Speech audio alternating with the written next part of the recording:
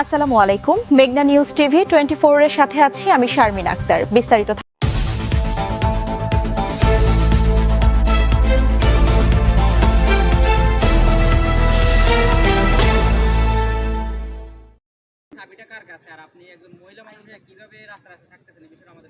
আচ্ছা, আমি হচ্ছে আমার আত্মীয় স্বজনের বাসায়, কাছে রিলেটিভদের বাসায় আমি থাকতেছি। এবার নাপির বাসায় আমি ছিলাম। এখন আমি থাকবো কোথায়? আমার তো থাকার জায়গা নেই। আমি কোথায় থাকবো? বাচ্চাদের লেখাপড়া টোটালি এখন সব বন্ধ। কিন্তু আমি যখন যাই, আমি বেড়াতে যাই, তো আমি 2 সেট কাপড় নিয়ে যাই। আমার এরকম কোনো কিছুই আমি নেইনি।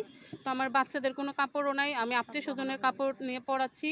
এবং আমার বাসার ভিতরে প্রায় 18 ভরি 22 ভরির মতো গহনা ছিল। তার ভিতরে একটু সামথিং ছিল 18 থেকে 19 ভরি। তো এটা হচ্ছে আজকে আমি তদন্ত পাই।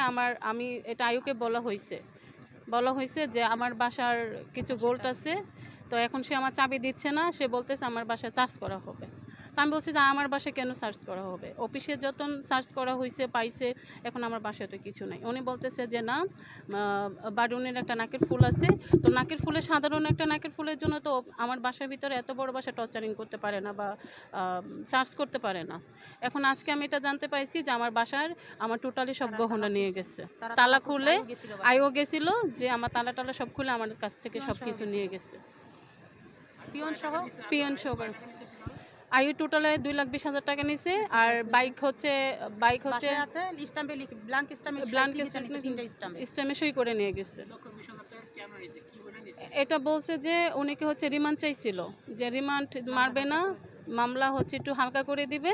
উনিকে হচ্ছে মার্ডার থেকে উনিকে মানে ইয়ে করে দিবে, বাঁচাই দিবে, হালকা করে দিবে। এটা আয়ু বলছে অফিসের স্টাফের কাছে।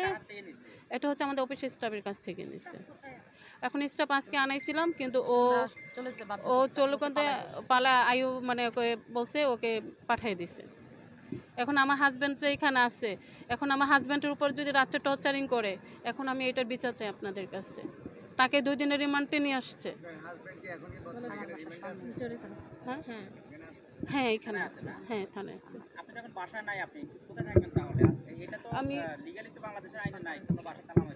আমি এটা জানি না। আমি মাননীয় তারেক রহমানের কাছে প্রথম বিচার চাই। এটার একটা বিচার করুক।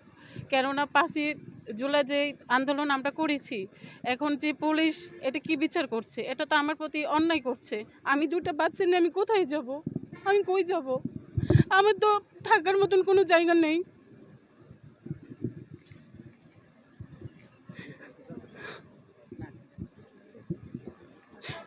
হচ্ছে 13 বছর আর মেয়েটার বয়স হচ্ছে 7 বছর।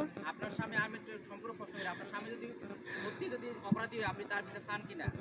আবার আপনার সাথে যে অমানবিক বিচার করা হচ্ছে, সেটার বিচার? হ্যাঁ, আমি চাই আমার স্বামী যদি কোনো অন্যায় করে থাকে, এটার বিচার আমি চাই। কেননা বিচার সবার জন্য এক সমান। সে আমার হাজব্যান্ড হোক আর সে আমার যেই হোক, কিন্তু এখন যে আমার স্বামীর উপরে যে টর্চারিং করতেছে মিথ্যা অপবাদ দিয়ে, এটার বিচার আমি আপনাদের কাছে চাই এবং সরকারের কাছে চাই। আমি